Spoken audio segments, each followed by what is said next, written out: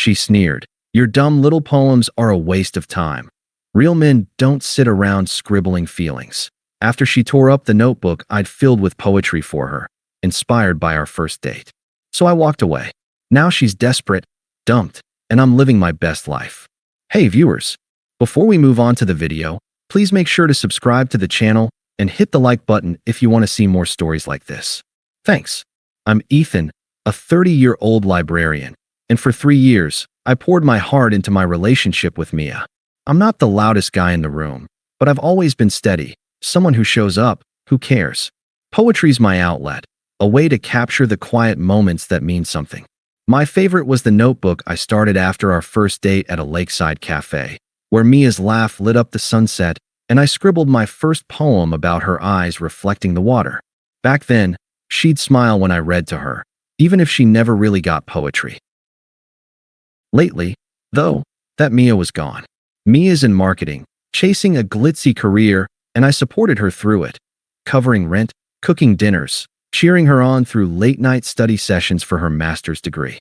But the higher she climbed, the more she changed. She started hanging out with a new crowd, obsessed with nightlife and Instagram likes. Her snide comments stung more each day. Why don't you get a real job? Or poetry's such a waste, Ethan. I saw the toxicity creeping in, her eye rolls, her late nights out, but I loved her. I thought she was stressed, that the Mia who once held my hand by the lake could come back. I was wrong. The shift started when she met Jake, a nightclub promoter with a slick smile and a VIP list. She'd come home raving about his energy, how he knew important people. I'd catch her texting him, laughing at her phone in a way she hadn't with me in months. I didn't want to be the jealous guy, but her dismissal of everything I cared about, my job, my words, cut deep. I held on to hope, thinking maybe she just needed time to see me again. Then came the night that broke me. I'd spent hours on a new poem, hoping to remind her of us, of that first date when we were just two kids dreaming by the water. I found her in our living room, still in her club outfit, scrolling through Jake's latest party post. Mia, I said, my voice soft. I wrote something for you. Can I read it? She barely looked up. Poetry again? God, Ethan, grow up. I pushed through, reading a few lines about the lake, her laugh. That's when she snapped. She grabbed my notebook, her eyes cold, and tore it to shreds. She sneered. Your dumb little poems are a waste of time. Real men don't sit around scribbling feelings. After she tore up the notebook I'd filled with poetry for her, inspired by our first date. I stood there, heart pounding, watching the pages scatter like confetti. Mia, that was for us, I said, my voice steady despite the ache. You used to love this. She laughed, harsh and sharp. Love? Jake's out there living, throwing parties that matter. You're stuck in your sad little world. I saw it then, her contempt, her toxicity, but I didn't yell. I deserve better than this, I said quietly, walking to my room. She didn't stop me. That night, I lay awake, the image of those torn pages burning in my mind. I'd hoped she could change, but this was who she was. I wasn't her anchor anymore. I was her punching bag. A week later, Mia made it official. I came home from the library to find her packing her bags, her makeup perfect, a smug smile on her face. Jake was outside, leaning against his car, scrolling his phone like he owned the place. My stomach twisted, but I kept my cool. I'd seen her toxicity grow, her jabs at my job, my poetry, but I hadn't expected this. What's going on, Mia? I asked, setting down my bag. I'm done, Ethan, she said, tossing a shirt into her suitcase. I'm done with your quiet little life. Jake's got connections, energy, everything you're too soft to offer. Her voice dripped with disdain, like I was a child she'd outgrown. I stood there, the weight of her words mixing with the memory of my shredded notebook. You're leaving me for a guy you met at a club? I asked, keeping my tone even. She smirked, zipping her bag. It's not leaving, it's upgrading. You and your poems were holding me back from who I'm meant to be. Her logic was twisted, like my love was a cage, not a home. I thought of that first date, her hand in mine as I read to her by the lake, and the contrast made my chest ache. You cheated on me, I said, not a question. She shrugged. I deserve someone who lights up a room, not someone who hides in one with a pen. I could have argued, Could have pointed out the years I'd carried us. Rent, dinners, her late-night breakdowns over school. But I saw her clearly now. She wasn't the Mia I'd loved. Maybe she never was. My hope she'd change died with that notebook. I wasn't going to beg. Take your stuff and go, I said, my voice firm but calm. I'm done hoping you'll change. Her eyes flickered. Surprise, maybe, but she grabbed her bag and walked out to Jake's car. I locked the door behind her, my hands shaking but my resolve solid. That night, I sat on the couch, staring at the empty space where her things used to be. The silence was heavy, but not as heavy as her words. I flashed back to that lakeside cafe, her laugh as I read my first poem, her promise we'd always have each other. Now she was chasing some glittering fantasy with a guy who'd probably ditch her at the next VIP list. I wasn't weak. I'd seen her toxicity for months, held on to hope too long. But I wasn't her doormat either. I grabbed a new notebook, wrote a single line. I'm enough. It wasn't much, but it was a start. Mia thought she'd broken me, but she'd only freed me to rebuild. The weeks after Mia left were a haze of quiet hurt.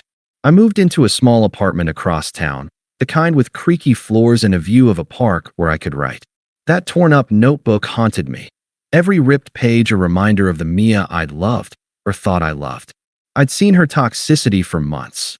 Her eye rolls when I mentioned my library job, her obsession with parties and status. I'd hoped she could change, that the girl who smiled at my poems by the lake was still in there. But when she tore up my work and ran off with Jake, that hope died. I wasn't weak, though. I'd let her go without begging, and that was my first step towards something better. I started journaling to make sense of it all. My pen scratched out questions. Was I not enough? Was she always this cruel?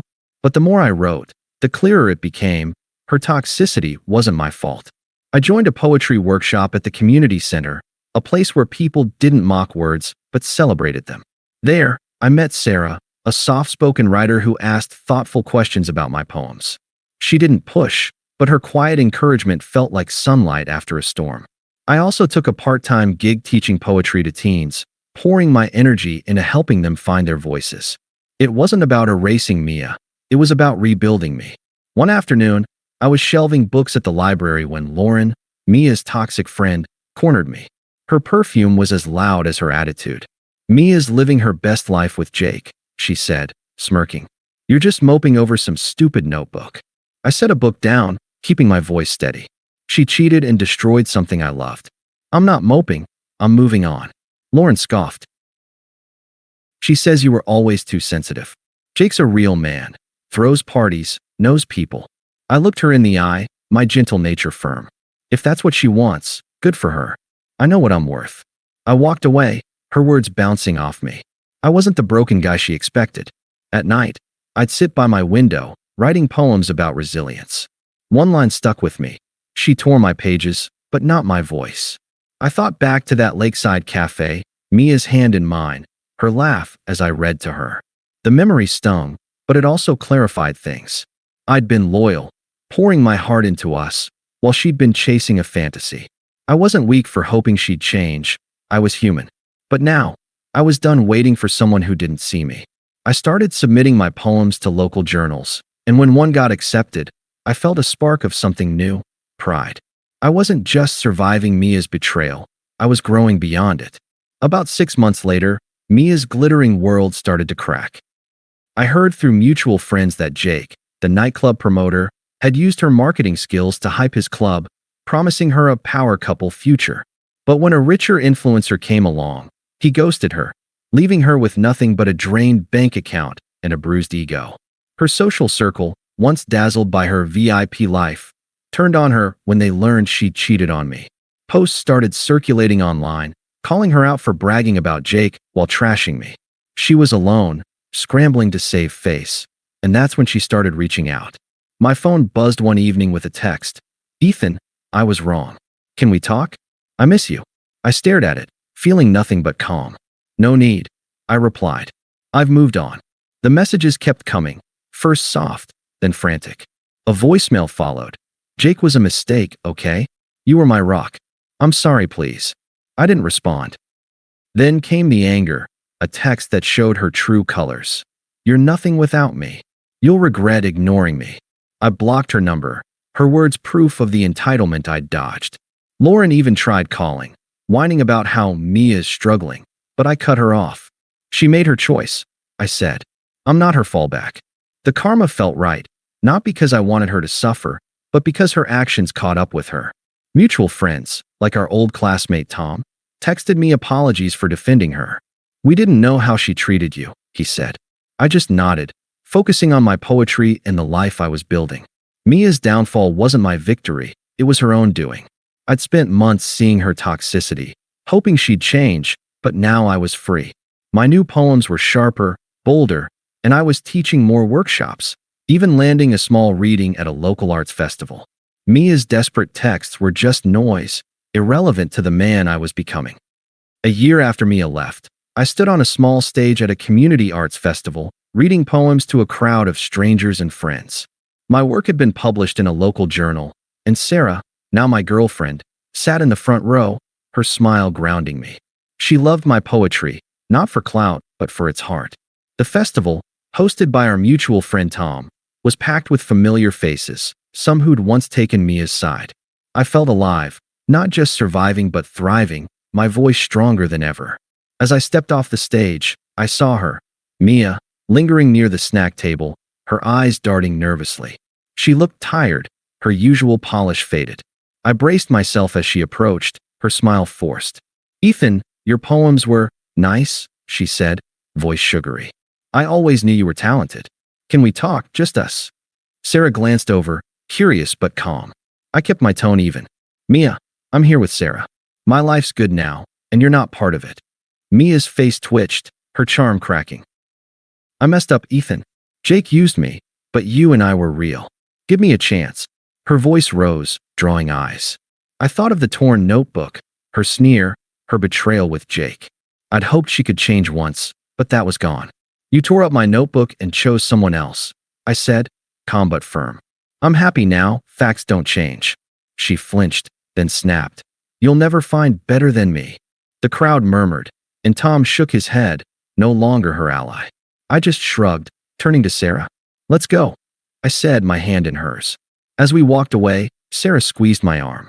"You okay?" she asked. I nodded, feeling lighter than ever.